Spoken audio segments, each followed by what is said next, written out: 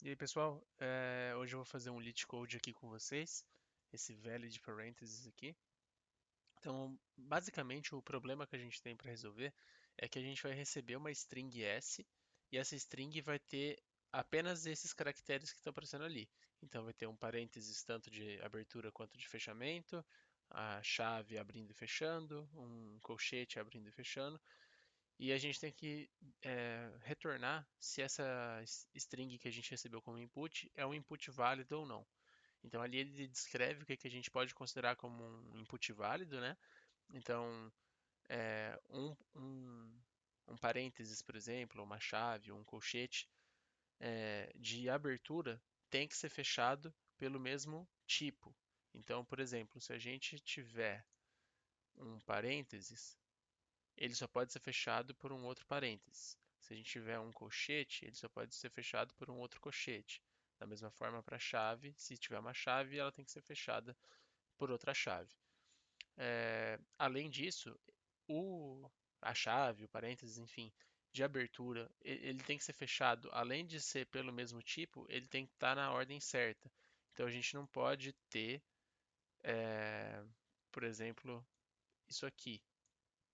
Esse cara aqui ficaria sem um colchete de abertura, então estaria fora da ordem, né? Então isso aqui seria um caso inválido.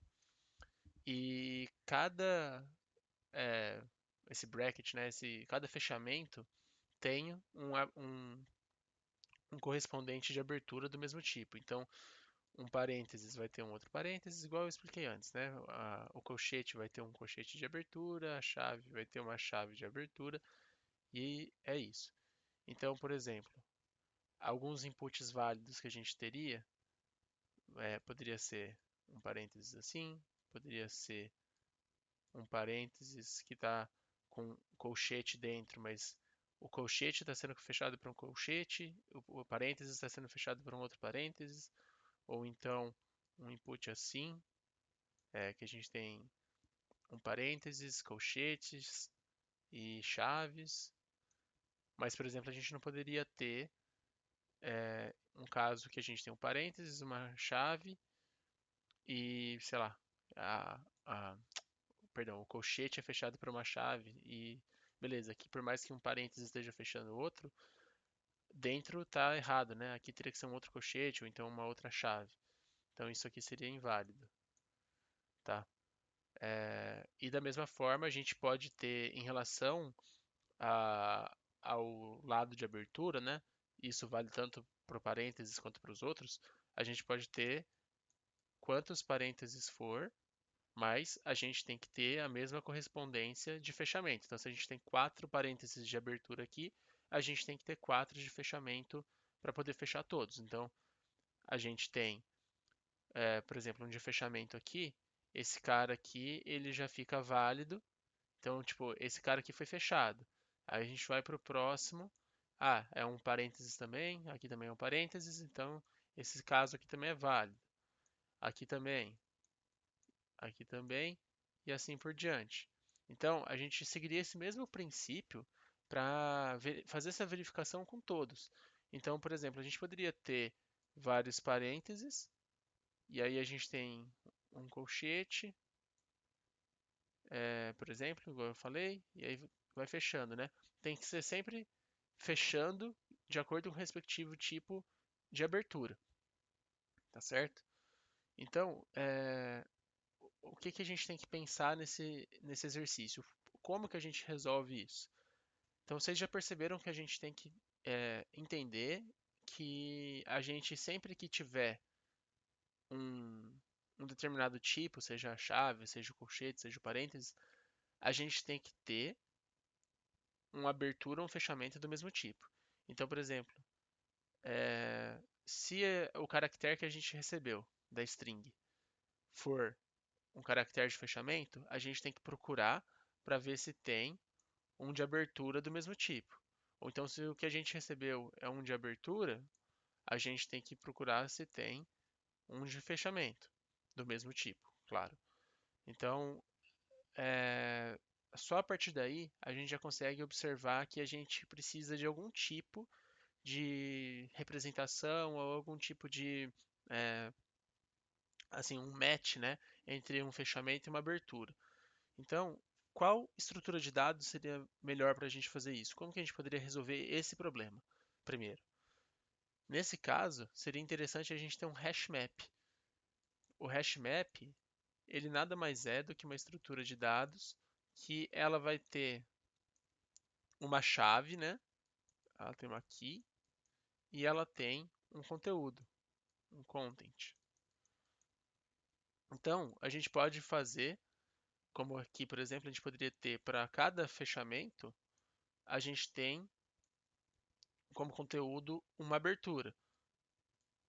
Então, do parênteses para parênteses, para o colchete e da chave para chave. Então, com o hash map, a gente já consegue quebrar esse problema de ter a representação certa entre um tipo e outro. E aí, o que a gente pode fazer para cada vez que a gente receber um caractere?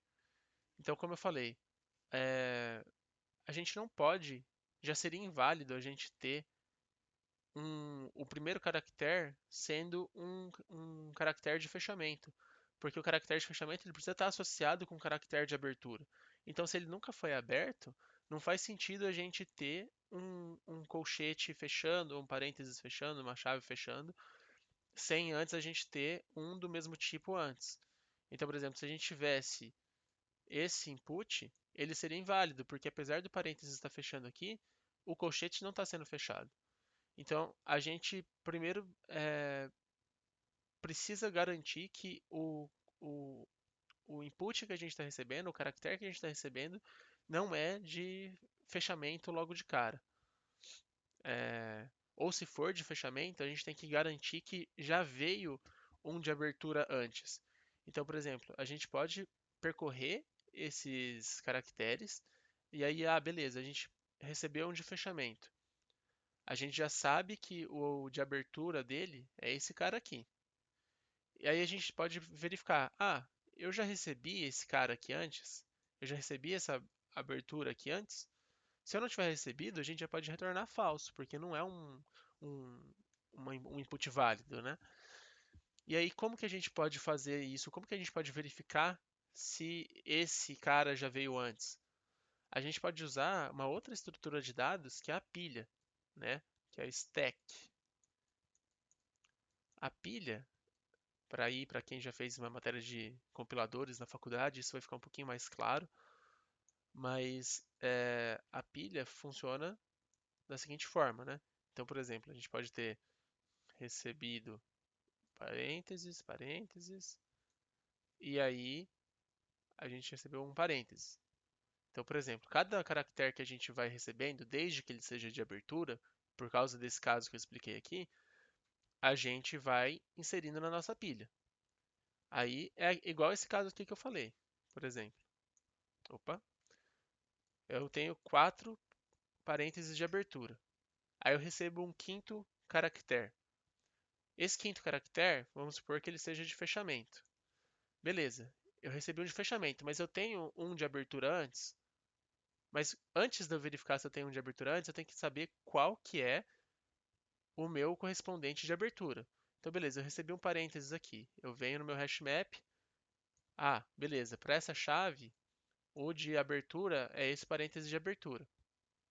Então, beleza. Eu tenho esse cara na minha pilha? Tenho.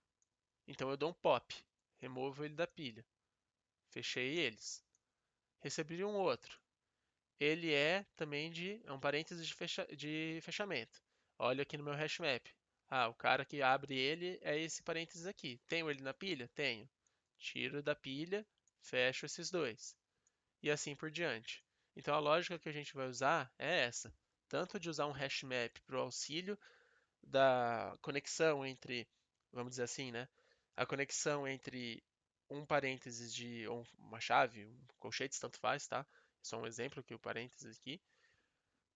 Se a gente tem o respectivo dele, qual é o respectivo dele de abertura, e a gente tem esse cara na pilha. E aí, o que que vai acontecer? Por exemplo, nesse caso aqui, para o terceiro a gente fecharia aqui, removeria da pilha. Para o quarto a gente também removeria da pilha e fecharia aqui. Então, a gente só pode retornar que é um input válido se a pilha ficar vazia, porque a gente já removeu tudo dela, certo? E nesse caso aqui que eu falei, a gente nunca adicionaria na pilha, nunca seria um exemplo válido, porque ele já começaria com um de fechamento, e o de fechamento a gente nem inseriria na pilha. Então não faz sentido ser um input válido, certo?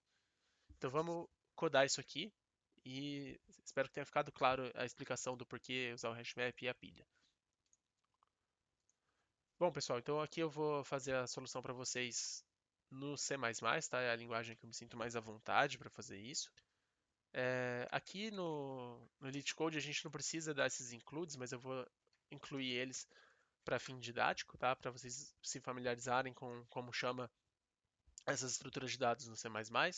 Então o hashmap ele é um unordered map e a pilha é stack, certo?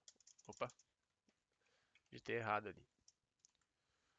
Então a gente tendo os dois aqui, a gente pode declarar eles. Então a gente pode botar aqui um standard, né, um unordered map da biblioteca padrão do C++.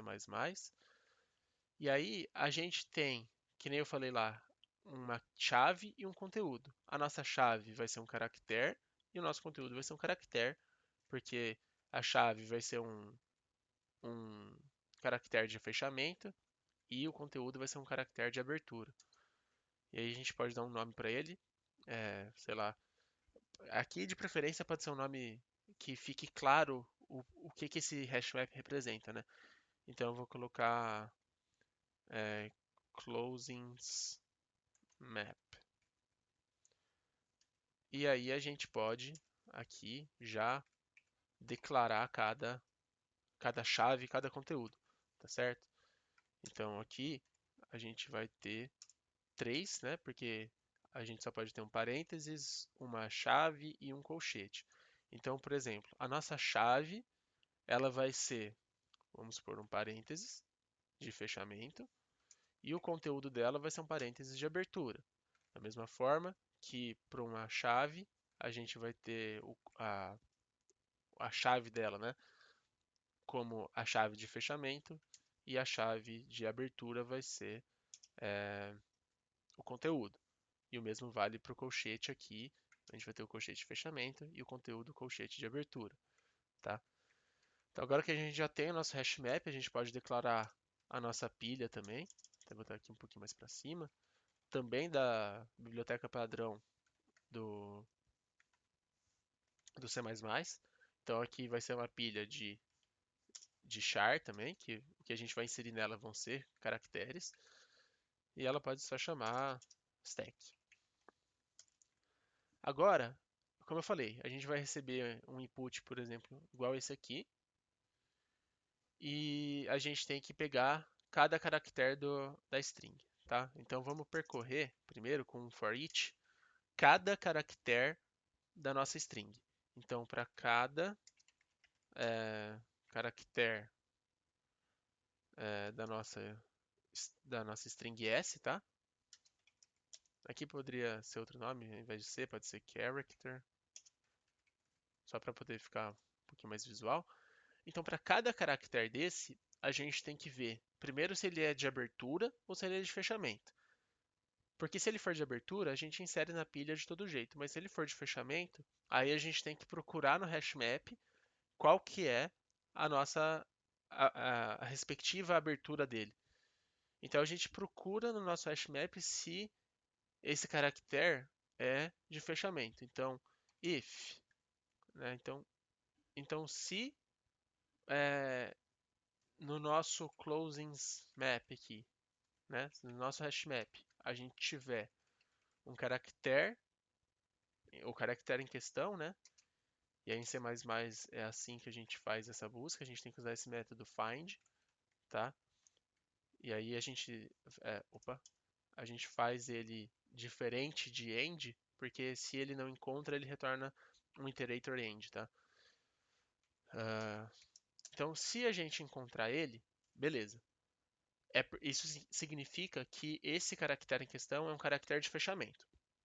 Se ele for um caractere de fechamento, a gente tem que analisar se a gente tem um caractere respectivo de abertura dentro da nossa pilha. porque se não tiver, a gente já pode retornar falso, porque é aquele caso que eu falei, a gente não pode adicionar um caractere de fechamento na pilha sem ele ter tido uma abertura antes. Então, primeiro, a gente tem que verificar se a nossa pilha não está vazia, tá? Então, é, porque se ela estiver vazia e for um caractere de fechamento, a gente não pode é, inserir nela, certo? Então, se ela não estiver vazia, ou seja, tem algum conteúdo lá dentro, e o conteúdo que está lá dentro, no topo da pilha, é igual ao conteúdo desse, desse caractere no nosso hashmap, o que vai acontecer? Então, o que esse if está fazendo? Primeiro, ele verifica se a pilha não está vazia, porque a gente não pode inserir o caractere de fechamento na pilha vazia. E se o item que está no topo da pilha, se o valor que está no topo da pilha for igual ao conteúdo dessa chave no hashmap, qual que seria essa chave aqui? Por exemplo, se o caractere que a gente está recebendo aqui, ele é um colchete fechando. Então a gente já sabe que ele é um caractere de colchete fechando porque ele encontrou aqui no hashmap, esse character aqui. Ele encontrou, beleza, ele está aqui, é esse cara aqui. Aí, o que a gente está fazendo nesse if? A gente está verificando se a pilha não está vazia e se o valor do topo dela é o conteúdo desse caractere. Então a gente está verificando se é esse cara. Se for esse cara, aí a gente pode só tirar da pilha, a gente dá um stack.pop e continua. Se não, a gente já retorna falso aqui, porque é um input inválido. Porque se o caractere estiver no topo for outro, ao invés desse, não vai ter um fechamento válido, né? Vai entrar naqueles casos igual esse aqui, por exemplo. Então, a gente já retornaria falso. Agora, deixa eu apagar esse comentário. Beleza. A gente verificou aqui se ele é um caractere de fechamento. Se ele não for um caractere de fechamento, então a gente só adiciona na pilha, porque aí seria aquele caso da gente poder adicionar vários caracteres de abertura, desde que depois a gente receba a mesma quantidade de caracteres de fechamento. Então a gente só daria um stack.push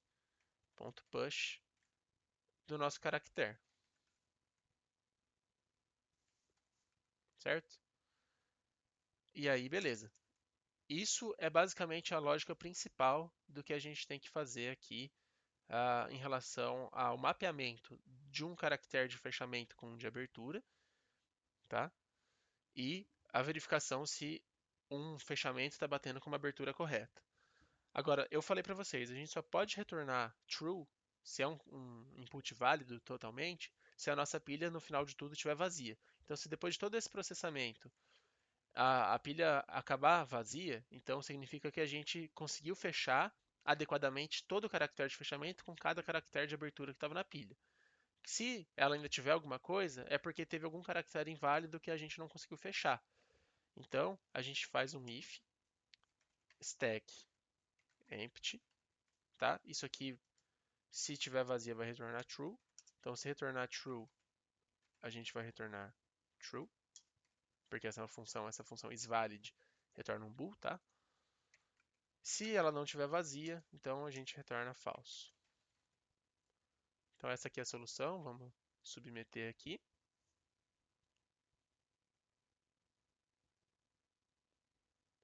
E deu certo, passou aqui nos casos de teste. Aqui a gente vai ter uma complexidade de tempo, né? Uma, um big O, né? De tempo O de n, porque no pior dos casos a gente vai ter que passar por todos os caracteres do input que a gente recebeu, tá? E em relação às estruturas de dados aqui da pilha, também vai ser um big O de n, porque a pilha pode ser preenchida com todos os caracteres que a gente receber no input também.